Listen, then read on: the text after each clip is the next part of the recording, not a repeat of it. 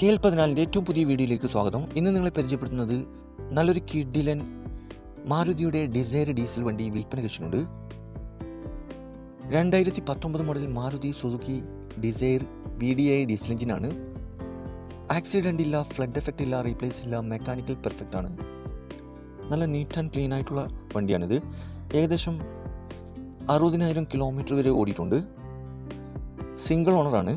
Location വരുന്നത് മലപ്പുറം ജില്ലയിലെ മഞ്ചേരിയിലാണ് ഈ വണ്ടി ഉള്ളത്.